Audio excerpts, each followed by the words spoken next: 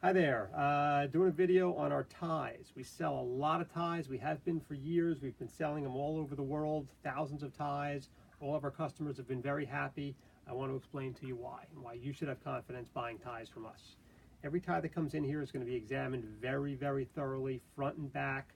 I'm going to look at the knot very carefully. If it's dark, if it's damaged, if there's any problem with it, it's not getting listed. I'm going to look at the tie in excellent lighting. We're going to check for stains. We're going to check for pulls. We're going to check for any kind of a problem. If it has any kind of a problem, it's out. We're going to look at the back of the tie really, really closely. We're going to check the tack stitching near the front of the tie, the tip. We're going to check the tack stitching at the tail. We're going to make sure that the stitching, all the stitching in between is intact and it's not too tight and it's not too loose. It's just as it should be. So, and we're also going to check the loop. We want to make sure that if it had a self loop, the self loop is still here. We want to make sure the label is clean. We want to make sure the lining of the tie is clean.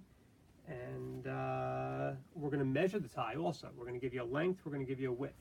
Now bear in mind with the width of a tie, depending on how you're holding the silk, these edges, it's not a hard crease. They're kind of rolled. So there's really a margin of error of 1/8 of an inch, sometimes a little bit more than 1/8 of an inch, depending on how the tie is held against the tape measure.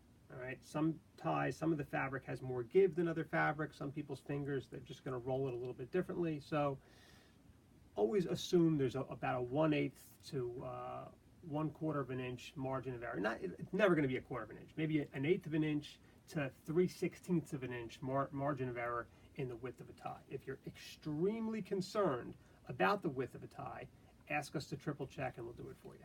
If you have any questions, please send us an email. We'll get back to you as soon as we can. Thanks for looking.